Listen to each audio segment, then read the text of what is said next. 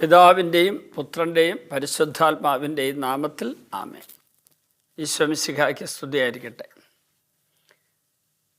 പിശാച് ഒരാളുടെ മനസ്സിനകത്ത് കയറിക്കഴിഞ്ഞാൽ എങ്ങനെ പിന്നെ മോചനം പ്രാപിക്കും എന്നുള്ള ഒരു ചോദ്യം, അത് ഞാനൊരിക്കൽ ക്ലാസ് എടുത്തുകൊണ്ടിരുന്നപ്പോൾ ഒരു അമ്മ വന്ന് എന്നോട് ചോദിച്ചു. കാരണം അമ്മയുടെ മകളൊരു പ്രേമക്കുരുക്കിൽപ്പെട്ടിരിക്കുകയാണ്. ഈ മകൾ പിശാച് ബാധയിലല്ല, പക്ഷെ പിശാച് ഒബ്സസ് ചെയ്തിരിക്കുന്ന, പിശാച് മനസ്സിൽ ആവേശിച്ചിരിക്കുന്ന അവസ്ഥയിലാണ്. വിജാതീയനായ ഒരാളുമായി ഇവൾ വിവാഹം ചെയ്യാൻ തീരുമാനമെടുത്തു. ഞാൻ കുറച്ചും കൂടി വ്യക്തമായി പറഞ്ഞാൽ, മറ്റൊരു ഭാര്യയും 2 മക്കളുമുള്ള ഒരു പുരുഷൻ. അപ്പം നമുക്ക് ഏതാണ്ട് മനസ്സിലാകും ആരുമായിട്ടാണ് ഇവൾ പ്രേമത്തിലായതെന്ന്. പിശാച് ഒരാളെ അന്ധമാക്കി കളയുന്ന ഒരവസ്ഥയാണത്. കാരണം ഈ മകള്, ഞാൻ എത്രമാത്രം പറഞ്ഞു നോക്കിയിട്ടും അവൾ ചെയ്യാൻ പോകുന്ന അബദ്ധത്തിൻ്റെ, മണ്ടത്തരത്തിൻ്റെ, വിഡ്ഢിത്തരത്തിൻ്റെ അവസ്ഥ മനസ്സിലാക്കുന്നില്ല. അയാളുടെ പേര് പറഞ്ഞു, ആ പേര് ഞാനിവിടെ ഉച്ചരിക്കുന്നില്ല, ഒരു തെറ്റിദ്ധാരണ ഉണ്ടാകാതിരിക്കാൻ വേണ്ടി. അയാൾ വിളിച്ച പേരിൽ നിന്ന് തന്നെ എന്ത് ആണ് അയാളുടെ അവസ്ഥ എന്നറിയാൻ പറ്റും. എന്നെ അത്രമാത്രം സ്നേഹിക്കുന്നുണ്ട്. ഈ പ്രേമത്തിൻ്റെ അന്ധത വന്നു കഴിയുമ്പോൾ ഡോപ്പമൈൻ എന്ന് പറയുന്ന ഒരു ഹോർമോൺ തലച്ചോറ് കയറി പിടിപെട്ട് കഴിഞ്ഞാൽ, ഡോക്ടർ കെലൻ ഫിഷർ, അമേരിക്കയിലെ ന്യൂജേഴ്സി റഡ്ഗഡ് സർവകലാശാല ഡോക്ടർ കെലൻ ഫിഷർ പ്രേമത്തിൻ്റെ വിവിധ ഘട്ടങ്ങൾ പറയും. ലസ്റ്റ്, ആസക്തി; ആകർഷണം, അട്രാക്ഷൻ; അറ്റാച്ച്മെൻറ്റ്, അടുപ്പം. അടുപ്പം എന്ന് പറഞ്ഞാൽ അതിൻ്റെ കൃത്യമലയാള വാക്കായിട്ടില്ല. ഒരു ജാതി ഭ്രാന്ത് പിടിച്ചൊരവസ്ഥയാണത്.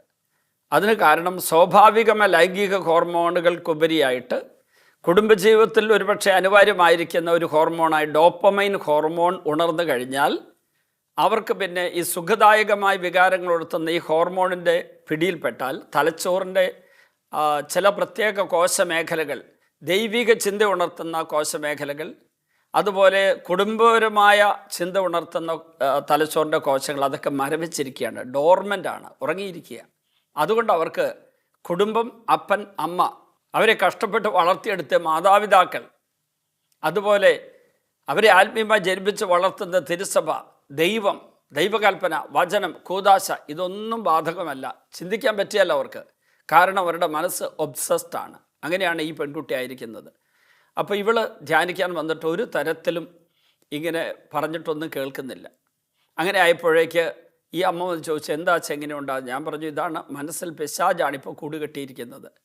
ഇനി ഇതിന് മോചന മാർഗം കണ്ടെത്തണമെങ്കിൽ അനേക മാർഗങ്ങളുണ്ട്. ഒന്ന്, ഈ വ്യക്തി തന്നെ അറിയണം താൻ അപകടത്തിലാണ് കഴിയുന്നതെന്ന്. മറ്റൊരു ഭാര്യയും 2 മക്കളുമുള്ള ഒരു പുരുഷനെ കല്യാണം കഴിക്കുമ്പോൾ ബഹുഭാര്യത്വത്തിലേക്ക് ഇവൾക്ക് പോകാനൊരു മടിയില്ലാത്തതിന് കാരണം അതിൻ്റെ ദുരന്തങ്ങൾ എന്താണെന്ന് അറിഞ്ഞുകൂടാഞ്ഞിട്ടാണ്. അത് യേശുവിൽ വിശ്വസിക്കുന്ന ഒരാൾക്ക് ഒരിക്കൽ സ്വീകാര്യമല്ലാത്ത കാര്യമാണെന്ന് ഇവൾക്ക് മതബോധനത്തിലൂടെ മനസ്സിലാകാഞ്ഞിട്ടല്ല. അന്ന് പഠിച്ചതും അറിഞ്ഞതും മനസ്സിലായതുമായത് എല്ലാത്തിനെയും മായ്ച്ചു കളഞ്ഞിട്ട്, ഡിലീറ്റ് ചെയ്ത് കളഞ്ഞിട്ട് പിശാച് മറ്റൊന്ന് അവരുടെ മനസ്സിൽ ആലേഖനം ചെയ്തിരിക്കുകയാണ്. അത് എനിക്കിപ്പോൾ സുഖം തരുന്ന, എൻ്റെ മനസ്സിലെ വികാരങ്ങളുടെ ശമനത്തിന്, എൻ്റെ ശരീരത്തിൻ്റെ ആഗ്രഹത്തിൻ്റെ ശമനത്തിന് എന്നെ സഹായിക്കുന്ന ഈ പുരുഷൻ മതി എനിക്ക് എന്നവൾ നിശ്ചയിച്ചു കഴിഞ്ഞു.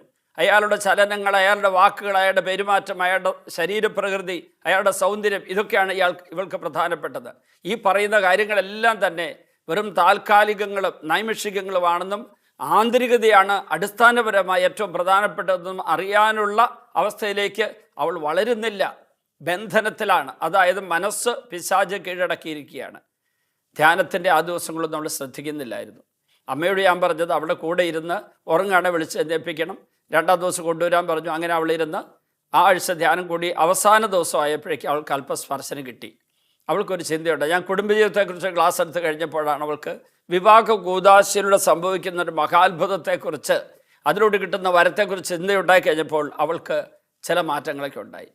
പിന്നീട് അവൾ കൂടുതലായിട്ട് ശ്രദ്ധിക്കാൻ തുടങ്ങി. അവസാനത്തെ 1.5 ദിവസം മുഴുവൻ നന്നായിട്ട് അറ്റൻഡ് ചെയ്തു. അവസാനം അവൾ തന്നെ എന്നോട് പറഞ്ഞു, ഞാൻ തിരിച്ച് വീട്ടിലേക്ക് പോകുന്നില്ല. കാരണം എന്നെ വിവാഹം കഴിക്കാൻ ഉദ്ദേശിക്കുന്ന ആളുടെ സംഘത്തിൽപ്പെട്ട ആൾക്കാർ ഈ ആഴ്ച ഞാനിവിടെ ധ്യാനിക്കുന്നറിഞ്ഞ് എന്നെ തട്ടുകൊണ്ടു പോകാനായിട്ടും മതം മാറ്റാനായിട്ടും എല്ലാ ശ്രമങ്ങളും നടത്തുന്നുണ്ട് എന്നൊരറിയിപ്പ് അവൾക്ക് കൂട്ടുകാരി കൊടുത്തു. അതുപ്രകാരം അവൾ ഞാനായിരുന്ന ആ ധ്യാന കേന്ദ്രത്തിൽ തന്നെ താമസിച്ചുകൊണ്ട്, ഞാൻ സ്ഥലമൊന്നും ഇവിടെ പറയുന്നില്ല, ആ പെൺകുട്ടി രണ്ടാമത്തെ ആഴ്ചത്തെ ധ്യാനം കൂടി. പിന്നീട് അവൾ തുടർന്ന് 3 മാസക്കാലം ആ ധ്യാന കേന്ദ്രത്തിൽ താമസിച്ചുകൊണ്ട് അമ്മയും കൂടെ താമസിച്ചു. ഒറ്റ മകളാണ്. അതുകൊണ്ട് അമ്മ വീട്ടിലെ കാര്യങ്ങളൊക്കെ അപ്പൻ പറഞ്ഞ് ഞാൻ നോക്കിക്കോളാം. ഒറ്റയ്ക്ക് ഫുഡൊക്കെ പാക്ക് ചെയ്ത് തുണി അലക്കി വീടെല്ലാം വൃത്തിയാക്കി അപ്പനും കഴിഞ്ഞു, ഈ മകൾ നശിക്കാതിരിക്കാൻ വേണ്ടി. അപ്പോൾ ഇവളെ ഏറ്റവും കൂടുതൽ ആകർഷിച്ചൊരു വചനം 2 കൊരിന്തോസ് 4:3-4 വചനങ്ങൾ ഞാൻ വ്യാഖ്യാനിച്ചതായിരുന്നു അവളെ ഏറ്റവും അവളുടെ മാനസാന്തരപ്പെടുത്തിയത്. 2 കൊരിന്തോസ് 4:3-4 വചനങ്ങൾ. ഞങ്ങളുടെ സുവിശേഷം നിഗൂഢമായിരിക്കുന്നെങ്കിൽ അത് നാശത്തിലേക്ക് ചരിക്കുന്നവർക്ക് മാത്രമാണ്. എന്തെന്നാൽ ഈ ലോകത്തിൻ്റെ ദേവൻ അവിശ്വാസികളായ അവരുടെ മനസ്സിനെ അന്ധമാക്കിയിരിക്കുന്നു. അവിശ്വാസികൾ അവരുടെ മനസ്സിനെ അന്ധമാക്കിയിരിക്കുന്നു. തന്നിമിത്തം ദൈവത്തിൻ്റെ പ്രതിരൂപമായ യേശുക്രിസ്തുവിൻ്റെ മഹത്വമേറിയ സുവിശേഷത്തിൻ്റെ പ്രകാശം അവർക്ക് ദൃശ്യമല്ല. പെട്ടെന്ന് ഒരു ഇടിമിന്നലേറ്റതുപോലെ അവൾ ഞെട്ടി. ഞാൻ എന്തുകൊണ്ടാണ് ഇങ്ങനെ ഒരു അവസ്ഥയിൽ ബന്ധപ്പെട്ടത്? അവിശ്വാസികളുടെ മനസ്സിനെയാണ് വിശ്വാസം അങ്ങനെ ബന്ധിക്കുന്നത്. വിശ്വാസികൾക്ക് ഒരിക്കലും പിശാച് മനസ്സിനെ ബന്ധിക്കാനായിട്ട് ഉള്ള ദുരന്തം ഉണ്ടാവില്ല. അവൾക്ക് മനസ്സിലായി, പരിശുദ്ധ കുർബാനയെക്കുറിച്ചോ വചനത്തെക്കുറിച്ചോ സഭയെക്കുറിച്ചോ ദൈവത്തെക്കുറിച്ചോ യേശുവിനെക്കുറിച്ചോ പരിശുദ്ധാത്മാവിനെക്കുറിച്ചോ മാതാവിനെക്കുറിച്ചോ ഒന്നും അവൾക്ക് സത്യത്തിൽ ഹൃദയത്തിൽ നിറയുന്നൊരു അഭിഷേകമുള്ള വിശ്വാസമില്ലായിരുന്നു. അവളുടെ ബുദ്ധിയിൽ ചില അറിവുകളൊക്കെ കിട്ടി. വിദ്യാഭ്യാസ കാലത്ത് വേദപാഠ ക്ലാസ് പഠിച്ച് നമ്മുടെ മതബോധന മേഖലയിൽ ശ്രദ്ധിക്കേണ്ട ഒരു കാര്യമാണ്.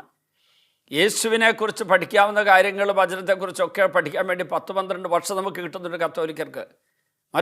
ഒരു സമുദായത്തിലും ഒരു ഗ്രൂപ്പിനും കിട്ടാത്തടത്തോളം സമയം. എന്നിട്ടും എന്തിങ്ങനെയൊക്കെ സംഭവിക്കുന്നു? കാരണം ഇതിലൂടെ ആത്മാവിൽ തീ പിടിക്കുന്നില്ല. ബുദ്ധിപരമായ ചില അറിവുകൾ കിട്ടി. അവരുടെ ചോദ്യങ്ങൾക്ക് ഉത്തരം കിട്ടി കാണുമായിരിക്കും, കിട്ടിയിട്ടില്ലായിരിക്കാം. അവർക്കതൊരു പ്രശ്നമല്ല, ഒരു സർട്ടിഫിക്കറ്റ് മതി. അല്ലെങ്കിൽ കുടുംബം നിർബന്ധിക്കുന്നു, പള്ളി നിർബന്ധിക്കുന്നു, അതുകൊണ്ട് വേദപാഠത്തിന് പോകുന്നു. പക്ഷേ ആത്മാവിൽ തീ പിടിച്ചിട്ടില്ല.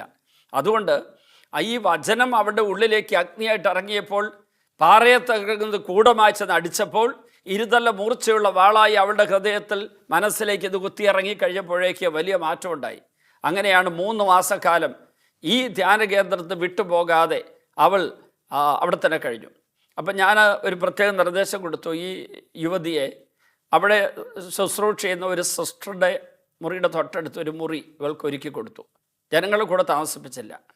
ഈ സിസ്റ്ററും ഇവിടെ എപ്പോഴും ഒരുമിച്ച് പ്രാർത്ഥിക്കുകയൊക്കെ ചെയ്യും. ധ്യാനമില്ലാത്ത ദിവസങ്ങളിൽ രണ്ടുപേരും ഒരുമിച്ച് പ്രാർത്ഥിക്കും. ഒത്തിരി പ്രാർത്ഥിക്കാൻ വേണ്ടി മാത്രം വന്നൊരു സിസ്റ്ററായിരുന്നു അത്. വലിയ അഭിഷേകമുള്ള ഒരു സിസ്റ്റർ. തൻ്റെ അഭിഷേകവും തൻ്റെ വരങ്ങളും ആരുടെയും മുമ്പിൽ പറഞ്ഞിട്ടില്ല. പക്ഷേ പ്രാർത്ഥന വഴി എല്ലാവരെയും അനുഗ്രഹത്തിലേക്ക് നയിക്കുന്ന ഒരു വിശുദ്ധ സന്യാസിനിയായിരുന്നു. അവരുടെ കൂടെ ഇരുന്ന് പ്രാർത്ഥിച്ച് ഈ മകള് അഭിഷേകം പ്രാപിച്ചു. അത് കഴിഞ്ഞതിന് ശേഷം എന്നോട് ഒരൊറ്റ കാര്യം പറഞ്ഞുള്ളൂ. അന്ധതയിൽ മണ്ടത്തരം കാണിച്ചു പോയി. എൻ്റെ ഉള്ളിൽ കയറി ഈ പിശാചിനെ ഓടിക്കാൻ വേണ്ടി അച്ഛൻ പറഞ്ഞ എല്ലാ മാർഗങ്ങളും ഞാൻ ഉപയോഗിച്ചു. വചനം പരമാവധി വായിച്ചു പഠിച്ചത് ഏറ്റു പറഞ്ഞ് അതിൻ്റെ ശക്തി ചോദിച്ചുകൊണ്ടിരുന്നു. 2 അടുക്കലടുക്കൽ കുമ്പസാരം, ചെറിയൊരു അശുദ്ധ ചിന്ത അല്ല, വേണ്ടാത്തൊരു ചിന്തയുണ്ട്, അതുപോലെ കുമ്പസാരിക്കും. 3-ാമതായി പരിശുദ്ധ കുർബാന യോഗ്യതയോടെ ദിവസവും സ്വീകരിക്കും. പിന്നെ പരിശുദ്ധ കുർബാനയുടെ മുമ്പിൽ ഉത്തരേറിയുന്ന മധ്യസ്ഥം വഹിക്കും. പരിശുദ്ധ അമ്മയുടെ സ്വർഗീയ മധ്യസ്ഥം തേടി പ്രാർത്ഥിക്കും. സകല വിശുദ്ധരെയും കൂട്ടിന് വിളിക്കും. മാലാഖമാരെ കൂട്ടിന് വിളിക്കും. അതുപോലെ ആത്മീയ ജീവിതത്തിൽ ദൈവത്തോട് വിശ്വാസം പുലർത്തുന്ന സമാന ചിന്താഗതിയും വിശ്വാസവുമുള്ള വ്യക്തികളുമായി ഒരു ഐക്യദാർഢ്യം ഉണ്ടായി. അങ്ങനെയൊക്കെ ആ മകളെ രക്ഷപ്പെട്ടു. ഇന്ന് നല്ലൊരു കത്തോലിക്ക കുടുംബിനിയായിട്ട് വിവാഹം കഴിച്ച് കഴിയുന്നു. ഇവളുടെ ഈ അബദ്ധത്തിൽ നിന്ന് ഇവൾ മോചനം പ്രാപിച്ചപ്പം ഇവൾ കല്യാണം കഴിക്കാൻ പോകുന്ന ചെറുപ്പക്കാരനോട് ഇവൾ പറഞ്ഞു, എനിക്കിങ്ങനെയൊരു അബദ്ധം പറ്റിയിട്ടുണ്ട്. ശാരീരികമായ ഒരു പാപം ഞാൻ ചെയ്തിട്ടില്ല, പക്ഷേ മനസ്സുകൊണ്ട് ഞാൻ ഇഷ്ടപ്പെട്ടു പോയി. അങ്ങനെ യേശുവിന് സഭയെയും കുടുംബത്തെയും തകർത്തിട്ട് വിവാഹം കഴിക്കാൻ പോയ എന്നെ മുരുങ്ങൂര് ഡിവൈനിൽ വെച്ച് ധ്യാനത്തിൽ വെച്ച് കർത്താവ് എന്നെ തൊട്ട് സുഖപ്പെടുത്തിയതാണ് എന്നൊക്കെ പറഞ്ഞു. ഞാൻ ആദ്യം ഈ സ്ഥലം പറയേണ്ടതെന്ന് പറഞ്ഞെങ്കിൽ ഇപ്പം ഞാൻ പറഞ്ഞു പോയി. മുരുങ്ങൂര് വെച്ച് ധ്യാനം കൂടി അവൾ മാനസാന്തരപ്പെട്ട കാര്യം ആ കെട്ടാൻ പോകുന്ന ചെറുപ്പക്കാരനോട് പറഞ്ഞു. അവൻ പറഞ്ഞു, ഞാനും മുരുങ്ങൂര് ധ്യാനം കൂടിയാണ് സത്യത്തിൽ വിശ്വാസത്തിലേക്ക് വന്നത്. അതുകൊണ്ട് നിൻ്റെ കഴിഞ്ഞകാല ജീവിതം ഞാൻ നോക്കുന്നില്ല. അവർ വിവാഹിതരായി ഇപ്പോൾ സന്തോഷത്തോടെ വിദേശത്ത് ജോലിയും ചെയ്ത് 2 പേരും കഴിയുന്നുണ്ട്. പ്രിയപ്പെട്ടവരെ, മനസ്സ് പിശാച് ബന്ധിച്ചിട്ടുണ്ടെങ്കിൽ, മനസ്സ് ഒബ്സെഷൻ എന്ന് പറയുന്ന മനസ്സ് പിശാചിൽ ആവേശിച്ചിരിക്കുന്ന ഒരവസ്ഥയിലാണെങ്കിൽ രക്ഷാമാർഗം ഈശോ നമ്മുടെ മുമ്പിൽ തുറന്നു വെച്ചിട്ടുണ്ട്.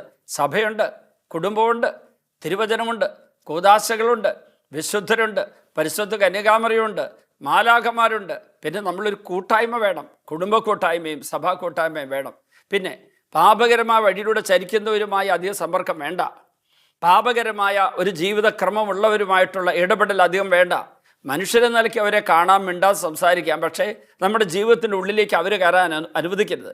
അവരുടെ ജീവിതത്തിൽ നമ്മൾ കയറുകയും വേണ്ട.